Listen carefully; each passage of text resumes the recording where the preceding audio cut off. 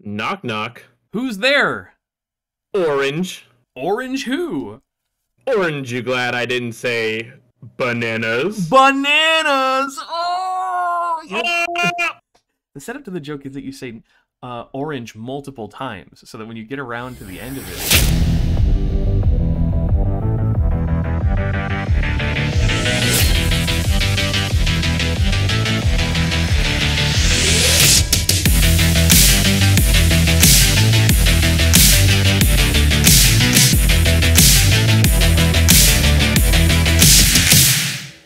Welcome back to the Double Dip Draft. I am your host, Spood, coach of the Southtown Sandslashers. Joining me, as always, Him is coach of the ne'er-do-well Nido-Kings. And it is week 4 of the Diamond Division recap. I am very thankful that you are joining us here today. Week 4, spicier than most. I enjoyed it. I actually thought the matches this week were all, for the most part, very interesting and fun. Yeah, no, I'd agree with you. A lot. Okay. Everything about the matches this week plays out about as you would expect on paper, if the paper is set on fire. So yeah, true. there's a script in there somewhere, but it got a little lost in translation here. Yep. So I think we'll go ahead and jump in. This is actually a very interesting week for other divisions as well. Week 4, kind of a bit of a controversial week. A lot of goings on in the other two divisions, but Diamond, old reliable, kept it honest, kept it real, kept it straightforward. Our first match of week 4 of the Diamond division, we have got Aegislashers of the Primarina-H versus Bananas, coach of the Don't Drop That Dedennes. I still don't know what H stands for. I feel like if you ask no one ever, you'll never find out. I feel like I'm kind of too far gone at this point. You know what I mean? You feel like you couldn't come back if you learned. We're 4 weeks deep, and I still don't know. I think I would be the asshole if I tried to ask now. This is like working with someone for 6 months, and you don't know what their name is, but they know your name. And you just have to artfully dodge that conversation every time. Carefully be like, oh, did you now? Oh, how was that? Oh, I bet that was great. You just gotta be really nondescript. True. At the outset of this match, Aegislashers 0-3, Bananas 3-0. Both new players in Double Dip, this being their first tour. Bananas already establishing himself as an absolute powerhouse. Aegislashers struggling somewhat to find her footing. Still kind of getting used to the format, still kind of getting used to the setup. But certainly not for lack of trying, I would say. Aegislashers got a pretty strong draft. We saw some pretty insane counterplay to Breloom Spore last week. And I think we might see some more counterplay this week. So let's see if Aegislashers can counter the counters, or let's see if patterns continue. All right, let's jump in. Bogus Amogus. Shouts out. Very nice. It's so funny. What was it? Doodled, I think, did not know Amogus was a Pokemon, and he just lost his fucking mind when he was prepping for it. He was like, dude, Among Us? Yeah, the classics are Orc lead again. This time with Insomnia, not scared of the spore at all because of Fake Out. And then Poison Jab gets it and gets the Oko because of the 30% burn. choice. Yeah, Poison. Watch this, by the way. Sash. Yeah. Sash gets the flinch. You got Serene Grace, 66%. Regular Togekiss shit, right? Yep. Dazzling Gleam does 27. Very offensive Togekiss set. Misses the Wisp. Gets the Tailwind off. Aura Sphere, 36. Flinches! King's Rock Togekiss, dude. Yeah, dude, it's King's Rock Togekiss. If you're not aware, Aura Sphere never misses. That's its thing. It's not a move that flinches, generally speaking. But if you're running King's Rock, which I just learned today, does get boosted by Serene Grace to a 20% raw flinch chance, you can flinch with Aura Sphere as well. So that's truthfully also like most deserved paralysis on that Thunderbolt ever. Yeah, and that's just crazy stuff here. Primarina catches the Arido sack. This hot pink bitch is named Breakfast. Aegislashers does kind of a roundabout scout, goes for the rest Chesto, wakes back up, is like, okay, I see this is Poison Jab, and I die. And then instantly dies to the crit. This was like a turn, like something died every other turn. Yeah. Then something interesting happened every third turn. And then the guard took the scarf so that Aegislashers throws in the towel here. But that game goes like fucking quarter of a mile. Yeah, minute. We're very used to, I think, like, across this whole, really, honestly, the whole league, you've had this thing. Even when people are getting 6-0'd, it usually takes a little while, right? There's just, like, kind of a rhythmic, like, pop, pop, pop, pop, you know? It takes a little bit of time. This might have been the fastest game so far this season. It was just full aggro from moment one. Unfortunate for Aelin at the end there, just like choice locking into Earthquake. If she'd choice locked into like Outrage or something, she could have actually killed this Rotom and then maybe gotten 1 or 2 other cheeky sacks, depending on like crits maybe, or resistance. I mean, I think at this point when you're down to just choice lock to Garchomp, you struggle to break everything at the same time, especially when you can't just lock into Earthquake, which actually may have gotten the job done. Yeah, because Scarf, like Lopunny does get the fake out, but it gets the Ruskin damage, and it obviously doesn't Earthquake is eventually going to... Right, so you'd have to fake it out like 4 times or something. So literally, this Rotom not dying could have... if Rotom had died, Aelin might have actually just been able to sweep here. Maybe. But again, if it was offensive Cobalion, then it probably died. Then it definitely died to EQ, and I think Golurk already has damage on it as well, so... Yeah. It's complicated. Like, it's difficult to know, you know, obviously we don't live in that universe, but just, you know, it's like a classic, like, oh, yeah, whoops, I did that. Like, choice locking into Earthquake when there's still a Levitator or, like, a Flying-type Pokemon alive. You know, that's why immunities are important, man. Yeah. But Bananas, again, just textbook. Incredible job every single week, you know. Kept it very respectable. You know, kept the win cons alive, played the sack game well. I loved the Insomnia tech to prevent Spore. Ariados looking real. Ariados on the board as an actual threat, countered as a actual answer to Breloom somehow. Pretty sure that's like the first Ariados kill of all time in draft, but that was sick. I mean, it was honestly really well done. I love that game. Honestly, good showing from Aelin too. Just given like the win con was almost there. But Bananas, holy guacamole, 4-0. A gulf of skill is clearly being demonstrated, and you know it's hard to predict this, like when you're doing the seeding, because I didn't even know Bananas played. Like I knew he was a coach for Nihilus last season, but you know, those who do not play coach, if you catch my drift, but I'm very clearly mistaken. Right, those who can't do teach. Because... No, he's legit. I mean, you know, when he came in, Nihilus gave me a heads up, and he was like, hey, by the way, you know, Bananas is really, really good. He was the one who was helping me practice last season. Nihilus, you know, had a very respectable season last season. Just, like, barely missing out on playoffs by, like, just a couple of differential, like 2 or 3, I think. And, it, you know, really good. So, but then it's also, like, you don't want to accidentally, like...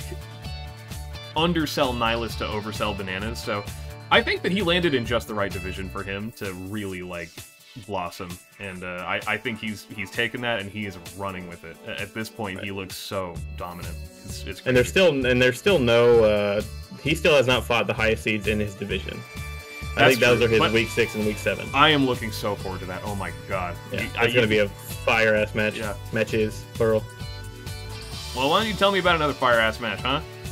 Superstar Double Dip Skittles, coach of the Crystal Cresselias. I've said all I really need to say about Skittles' draft. Love it. Cultured. You know, synonyms. I'm sort of out of I'm out of new stuff to describe Skittles with. I'm out of new adjectives. True.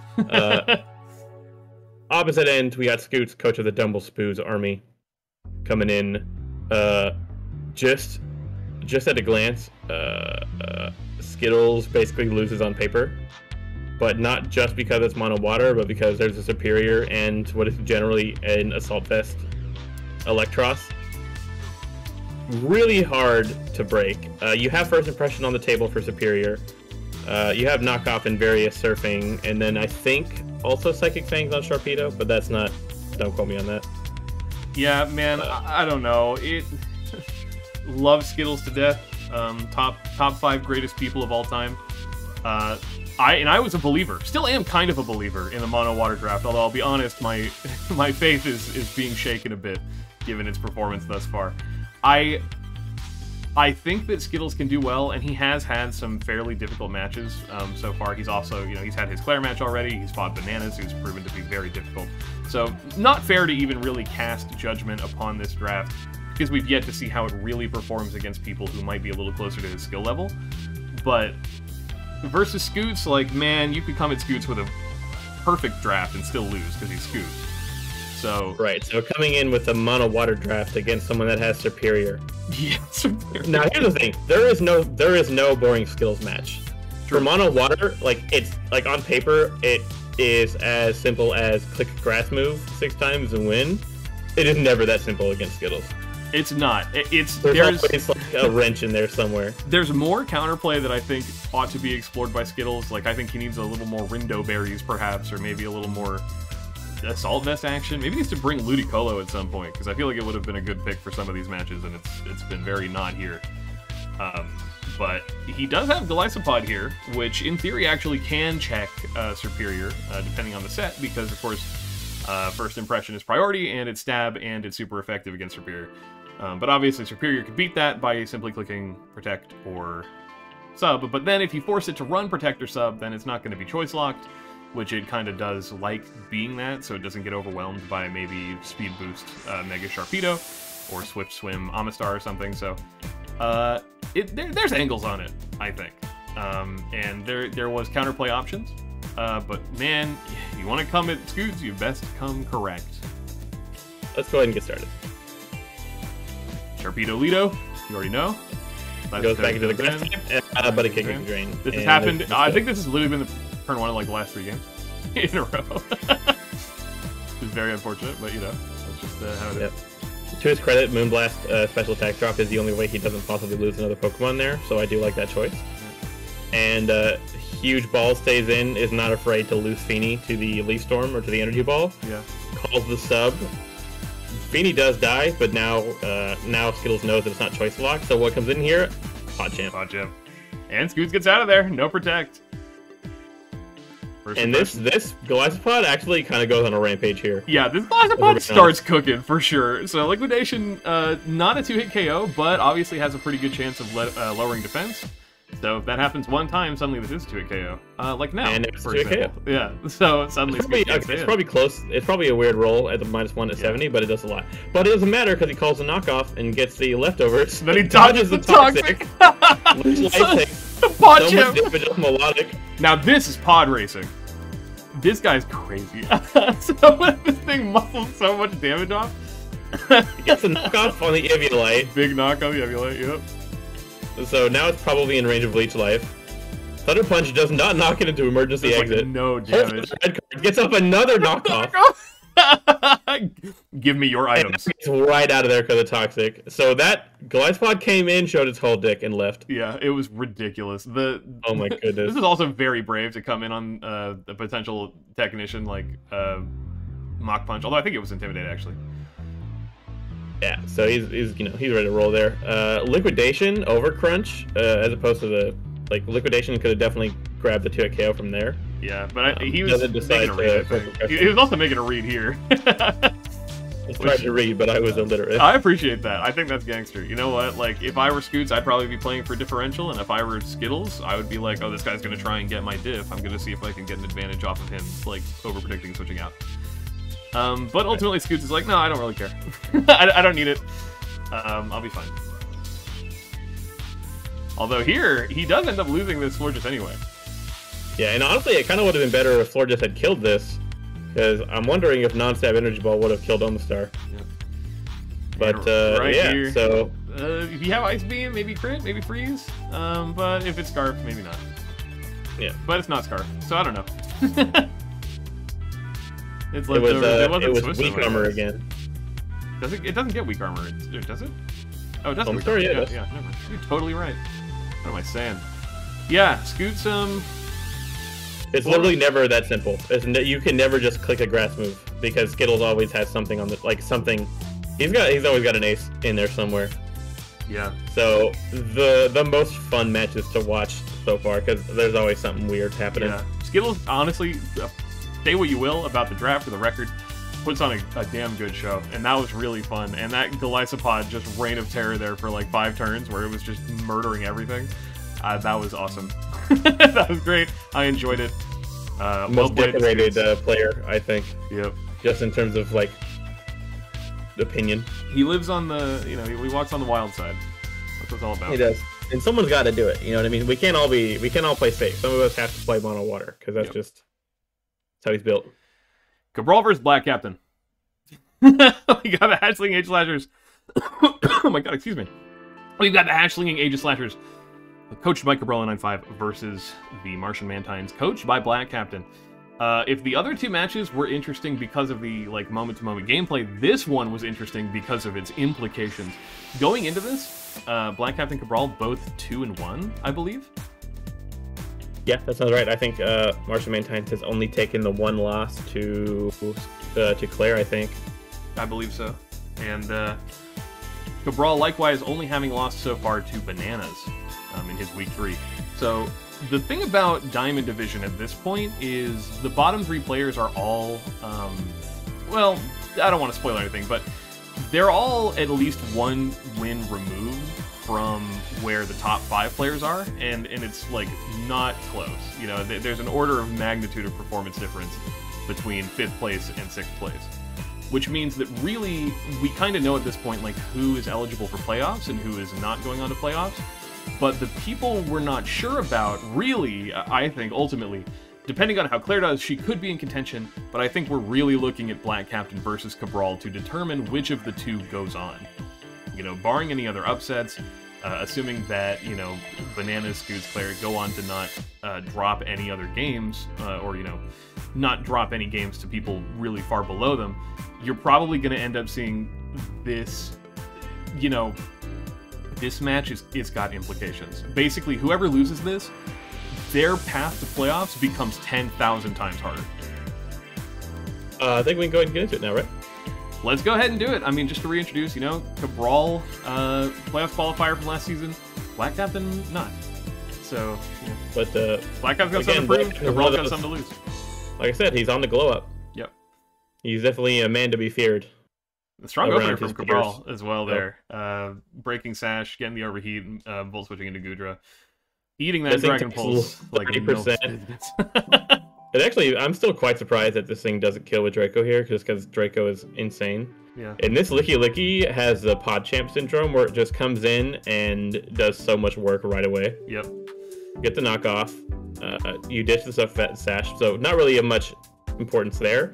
Stays in his raw Earthquake. Yep. I'm not really sure is now in range of like... Cabral just didn't know what it did. So he was just like, I'm going to taunt it to make sure it doesn't get off any crazy setup, and then it didn't. And that's normally a fine play. Yep. But you know this Cloud9 there. I don't super agree with losing the Galvantula here because Rain is still active. But now the Weezing has like a surprise Sludge Wave. It's not the support set. With like Wisp and Pain Split. So Licky comes back in, disables the Rain yet again. Yep. I mean, Surf does 14% to presumably an AV Licky Licky. Yeah, I would assume that's the case. Pelipper is a BizDev set, and it's soaking up knockoffs, especially because it's already lost its Damp Rock. So we're already kind of seeing a switch dichotomy here, where it's like Licky Licky comes out, I go into my Pelipper, and then Licky Licky leaves, and I go into like something that can maybe threaten Pelipper, and then Pelipper roosts and leaves. Also, that Flamethrower burn is huge. This Licky Licky is effectively dead now. Yeah, its presence is immediately less threatening than it was now. Yep. Unfortunately, this Skarmory is kind of where things start to fall apart. This is where we get comfortable. So count the Scalds, if you will. You'll need 2 hands. We got 1. Yeah, where we're going. That's 2, actually. That's the second. That's 2. Yeah. It's Brave 1 Brave Bird. Absolutely doesn't do any damage, so now we know that this Skarmory is defensive. Yep. We got 3 Scalds. Okay, still no burn. 30%. You know, 1 and 3. That's not perfect, yeah, but you know, it happens. It happens. 4 we're up to 4 Scalds now. No burn. No burn. Loses Rain, so they're doing less damage now, so he really needs that burn. Opts to Roost instead. That's fine. Nice middle ground. And then we reveal Iron Defense. So it's Brave Bird, Roost, Iron Defense, and you can pretty much assume it's Body Press on last. Skull. Now that's his 6th Scald, I believe. Yeah, that was his 7th Scald. So he scalded 7 times and failed to get a single burn. Unfortunately, Cabral... that's ever happened to anyone ever. Yeah. Cabral instead opts to bring the Thunder Wave. Right, and it does pay off slightly because he does get the Thunder Wave right off the... Like, he gets 2 full paras right off rip. And this is theoretically a good answer for this, but it just does less than half. It's just not there, man. The thing is, it can still Iron Defense again. without getting that burn, because if you get the burn here, you actually do gimp the body press damage. It does half damage. Suddenly, you're just never breaking Pelipper, and then you eventually have to switch out. And Pelipper doesn't have to do anything other than, like, just alternate Scald and Roost, you know? Problem is, now that it's paralyzed, it'll never get Scald Burn. And that is a real problem for Cabral, because now, you see, he cannot infinitely stay in on body presses. And he also can't effectively PP stall them, because when you get full parried, you don't lose PP for the move. And you can't really get the good damage on Scald unless you're constantly going in and out to get your rain back up, because you don't have your Damp Rock. So suddenly, Cabral is now forced to make multiple sacks to try and muscle this thing down. Yeah, he just starts to feed the Skarmory, and only Goodra is the last special attacking Pokemon he's got left. Yep, and Goodra dies in one body press. Flamethrower. Gets off body press, lucky Para. But then goes for... And he brought Thunder, and then Thunder misses, and then this thing just body presses and kills Goodra. So the game is now effectively over. He could break with Urshifu, but like I think we were talking about this a little while ago before the match started. This thing takes, as it's set is now, the side of the rain, I think it takes 2 Surging Strikes. So yeah, you just risk dying to body press, and then instantly you have no more answers to Licky Licky, or like no priority either, in case it's out priority the Gallade. And the Skarmory just continues to eat, and it just sits here. It's in for 20 turns and some change in a row. Yeah. And And honestly, Black Captain, he didn't even have to switch out when he inevitably did switch out, you know? Cabral got some decent fortune with the Paras here. Never great enough fortune to actually, like, muscle through its healing, but good enough fortune that it never actually died to body press. It's like you see they're back at full now, but, you know, same situation. It only has to break through one time to scare this with a body press into having to roost. And then, if it roosts, then it takes more damage, and then he goes for Defog to start PP stalling, but now he's too low, he needs to roost, he'll die because he loses his flying typing to body press, but he gets full parried again. So, you know, it's just kind of this vicious cycle. Cabral opted to play the wrong kind of luck, and just failed to be able to break the Skarmory after this time. So the rest, I mean, there's still more to the fight. He goes into Urshifu hard here. I think he wants to get his rain back up. Yeah. Body press. And then I'll be a body press with a clean wipe the Urshifu off the map here. Yeah. Roost again. Parrot again. He would have died to that body press too. And eventually Black Captain's like, alright, whatever. I'm done doing this. I'm going to sack my Weezer. Thing is, though, again, Black Captain did not have to do that. Black Captain did not have to switch that there. I mean, that Skarmory could have just stayed in and won. But at this point, you know, Black Captain knew he had other options. Black Captain knew that Cabral really didn't have other options. And this was the Hail Mary. Cabral actually still could have won from this point. He goes for the Raw Endure, and then gets scared and goes into Urshifu because he doesn't want to get knocked. But the thing is, the knock would have activated the weak armor, and then he could have actually gone faster. Because he reveals that he's not Swift Swim here at the end. Yeah, there's actually a set that I gave him. It's Endure, Flail, Weak Armor, Stone Edge, and then Liquidation. Yep. Because the idea was you just make sure Gallade doesn't have Shadow Sneak, and then Flail plus comboed plus your Liquidation kills basically everything on his draft outside of Skarmory. And then just for good measure, he gets the Paralysis on Thunderbolt. Yeah, which doesn't ultimately matter. You know, he didn't actually proc Weakness Policy because it wasn't a physical hit, which means that he wouldn't have outsped this either way, which means it was kind of irrelevant. Right. It's just you know, just a little bit of salt in the wound. Yeah, insult to injury and all that.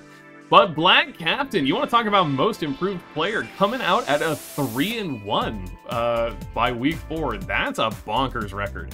Like, and I'm pretty sure his first game versus Scoots was also pretty close. Like, he definitely had Scoots on the back foot, even if he did come out of that losing. Yeah, so Black Captain, suddenly, Black Captain stock is looking hot. Unfortunately, Cabral stock not looking quite as hot. We all love Cabral. Cabral does a great job, and he, I think, put up a really good fight there.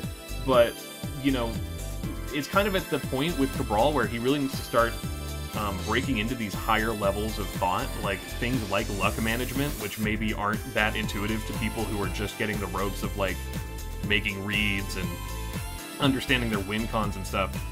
You know, understanding, like, I do need to force a Scald Burn eventually over, like, I need to just go for this para and, like, gamble on the para.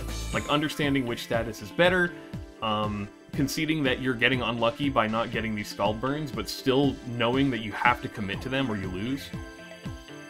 It's difficult. Because that's not something that's going to occur to a person that's only been in one season of DDL. Yeah, of course not. I mean, he's been in a couple now. He's been in since season 4, I think. But still, he's, you know, Cabral's like right on the edge of breaking into that upper echelon. He's a great player. I mean, even outside of just like needing to get higher, he's a great player. But I think Black Captain right now is doing a great job of taking advantage of people's flubs, and you know, he's doing plenty of his own like good prep work, and he's reaping the benefits. He just has a really tight game plan going into all of his matches, and it pays off for him. Yeah. So I'm interested in seeing the rest of his season because he's got some more interesting matches coming up. But why don't you go ahead and round us out, give us the final match of the Diamond Division. All right, I always seem to introduce my homie, Claire, coach of the Maryland Manectrics, versus Milo Mega, second most cultured man in Double Dip drafts behind Skittles because he drafted Jump Luff first pick of the whole division. In DD Mirror match, yep. Oh, I'm sorry, Milo Mega, coach of the Canadian Cottonees. Missed that part, my bad. There. Just off rip, we have Psychic Terrain shenanigans on both sides, so remember kids, don't use any priority moves if Psychic Terrain is up. Don't do it. It's not worth it. You physically cannot do it. Do not run First Impression, or Aqua Jet, or, I don't know. Just don't. Just don't do it. You don't have to do it.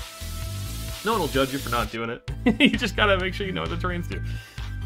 Yeah, I always think the Mirror's hype. 2 in DDs is cool. Claire, really good. Milo, struggling a bit this season. Their first season of Double Dip again. They've shown a lot of promise, and they are, again, very cultured. I do love their approach to the game. They have a completely different view on, like, you know, the route from A to B, and I love that.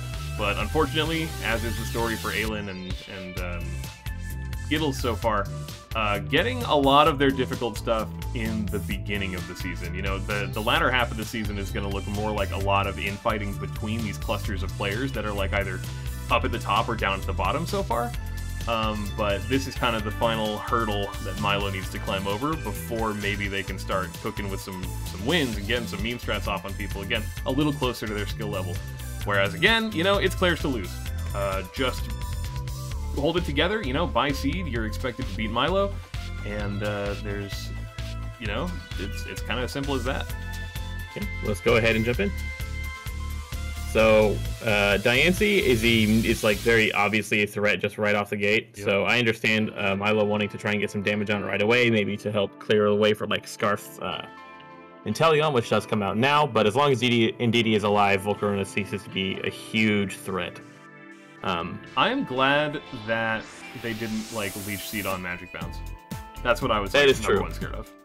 See, what's cool about Magic Bounce is like there's a level of awareness with Magic Bounce. Obviously, you know, they kind of there, but it's a choice there because obviously Buzzwole could do a lot of damage to, or Shuckle wouldn't do that much damage to Buzzwole, but also Buzzwole wouldn't do that much damage to Shuckle. So I can understand maybe trying to switch out to something more offensive like Thunderous, or going right back into Diancie, which Shuckle is not handling very well. Yeah.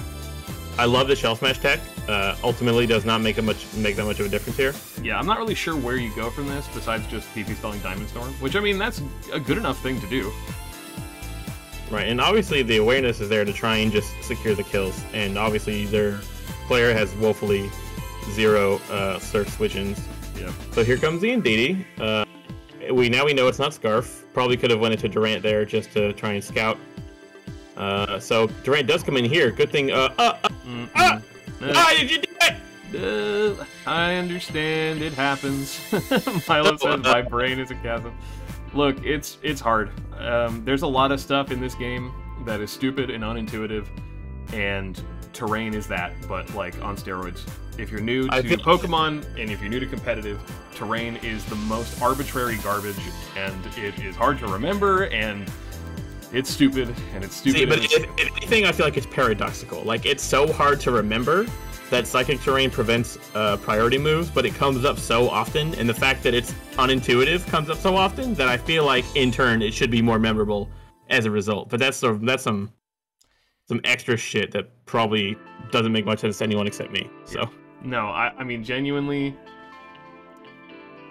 yeah, there's just not much to say about it. I don't know. I feel like, you know, it kind of makes sense that it's like so doesn't make sense that it kind of sticks to how dumb it is. But I think it's just something that you have to iron out by playing, and unfortunately part of playing it is having to play it without having that knowledge to hand, and playing it without the knowledge to hand makes you lose games to it. You know, greater men than Milo have certainly struggled with terrain, and people will continue to struggle with terrain in the future, so it's here to stay. One of the rules just get used to it. Yeah, unfortunately, you know, it's just one of those things, especially in draft, you just gotta know. Alright, man. Well, let's go ahead and wrap up this whole situation. Why don't you tell me what's going on the Diamond Division rankings? You give me top 4, I'll give you bottom 4. Alright, we have in first place, don't drop that Dedennes, Bananas, coming in with 4-0, perfect record, plus 19. Right behind him, we got Scoots, Dumblespoods Army, 4-0, plus 15, thanks to the closer game versus Claire and Black Captain, respectively. Claire coming in 3-1, having only lost to Scoots at plus 9. Martian Mantines as well, only having lost to Scoots, 3-1 plus 8. Go ahead and take us to the back half. I'd be happy to. Bottom half, starting from the top, we got Cabral of the Slinging Aegislashers at a 2-2 and plus 2. Canadian Cottonees Milo at 0-4 minus 17, tied with Aegislashers of the Primarina-H at 0-4 and minus 17, and bringing up the rear, Crystal Cresselias, Skills the Butt, 0-4 minus 19. So there are some very clear winners. Like, I don't want to say we know who's going to playoffs, but 2 of these spots are guaranteed for sure. At this point, yeah. I mean, again, there's kind of a popular understanding that going 4-3 is, you know, your benchmark for like, oh, I'm pretty much into playoffs. And obviously that's not always the case. But in this division, given how the bottom 3 are looking, having 3 0-4s that haven't played each other yet, they're not going to really effectively be able to rise up. Like, even the wins that they get going forward are going to basically be on each other, which means that they're not going to be, you know, accruing losses up at the top as quickly, or as possibly quickly. And on the flip side, Cabral having just lost his match to Black Captain means that now Black Captain goes into the final half of the season at a win-loss and differential advantage and a head-to-head advantage against Cabral, now sitting right behind Claire. So Black Captain could still make some crazy stuff happen if he, you know, binks an upset, gets a big win on, I guess, Claire is all he had left? Yeah, it would be, it would just be Claire. And then he's only got other people who are, like, relatively below him on the scale. But that's also, you know, what is, I think, fair to say is he could also be killed by Milo, Aegislashers, or Skittles on the way out. And, you know, he's not locked up. Even after beating Cabral, he does not have it confirmed. However, on the top side, I think you're not going to, especially Bananas and Scoots, you're not going to see them going anywhere. The only place they're going to go is the question of whether or not, you know, who beats each other in that 4-0. The head-to-head really is the only thing that's left for them to worry about. So. Yeah. So it's really intense now. Unfortunately, at this point, while I don't think it is a literal mathematical certainty, I think it is pretty fair, given the differential at the very least, that our bottom 3 are mostly out of contention. At this point, you know, Aegislashers, Milo, and Skittles are playing for pride, playing for points. That's, you know... And pride is a powerful motivator, do not get me wrong, but at this point, if you're looking at this division and you're thinking about, like, what does playoffs look like who's going to advance to playoffs, I think you are basically getting Bananas, Scoots, Claire, and then either Cabral or Black Captain, probably Black Captain. Yeah, no, I'm in agreement.